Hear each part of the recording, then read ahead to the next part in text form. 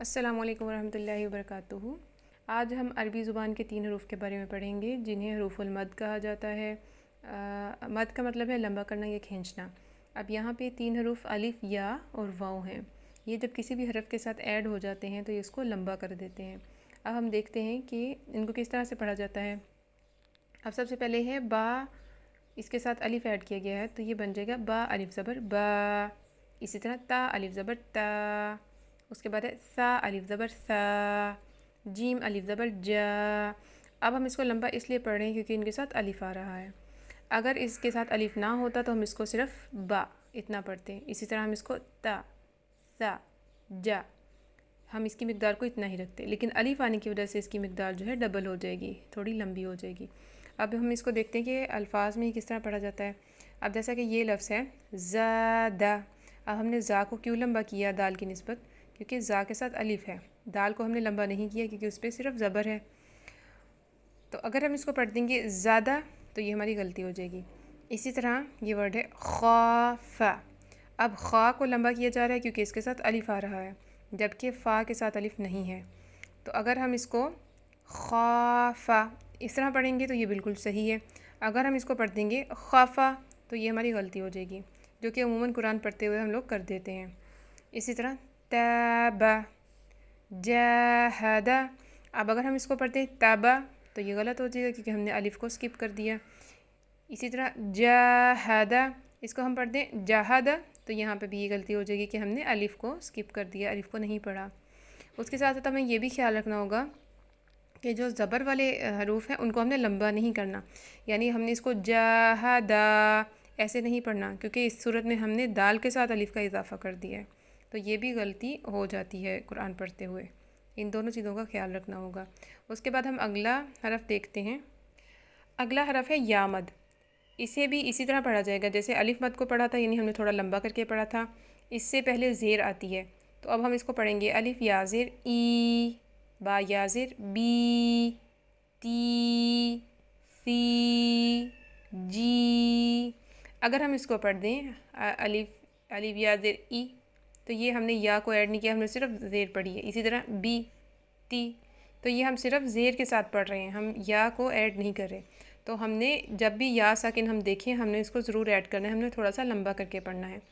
ہم اس کو الفاظ میں دیکھ لیتے ہیں کیونکہ قرآن پاک میں ہم نے الفاظ ہی پڑھنے ہوتے ہیں۔ یہ پہلا لفظ ہے دینی، یہاں پہ بھی یا مد ہے اور آگے بھی یا مد آ رہی ہے۔ تو اب اگر ہم اس کو پڑھ دیں گے دینی تو یہاں پہ ہم نے یا سکپ کر دیا، جو کہ ہمیں نہیں کرنا۔ اسی طرح اگر ہم اس کو پڑھ دیں گے دینی تو ہم نے یہ والا یا سکپ کر دیا، یعنی کہیں پہ بھی یا آ رہا ہے تو ہم نے اسے سکپ نہیں کرنا۔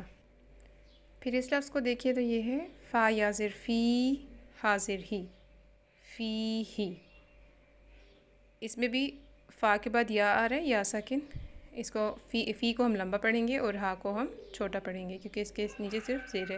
اسی طرح یہ ورڈ ہے ارینی، اس میں بھی نون یا زر نی، یہاں پہ یا مد آ رہا ہے۔ پھر ورڈ ہے کتابی، اس میں 2 حروف المد آ رہے ہیں، ایک تو الف اور دوسرا ہے یا ساکن۔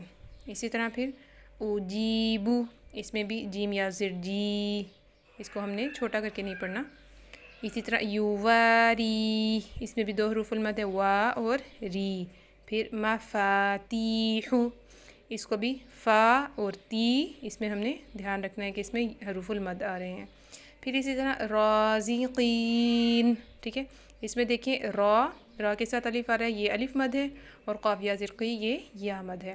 اس کے بعد پھر آتا ہے واو مد، اس کو ہم پڑھیں گے او، بو، تو، سو۔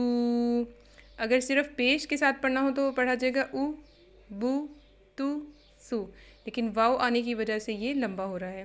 اب اس کو ہم الفاظ میں دیکھتے ہیں، جیسا کہ یہاں پہ ہے نوح، اس میں واو مد ہے اس لیے نو کو ہم نے تھوڑا سا لمبا پڑھا ہے۔ اسی طرح تورو، اس میں بھی تو کے ساتھ واو ہے تو یہ لمبا پڑھا جا رہا ہے۔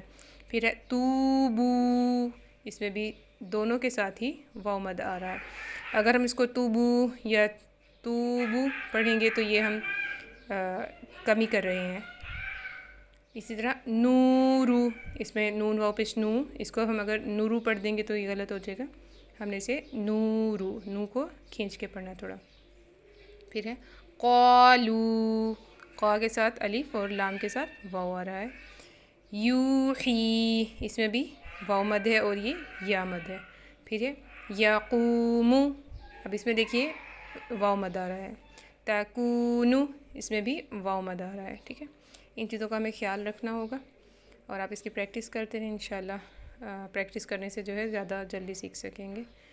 یہ آج کا لیسن یہیں تک رکھتے ہیں، نیکسٹ ویڈیو کے ساتھ ملیں گے انشاءاللہ. السلام علیکم ورحمۃ اللہ وبرکاتہ.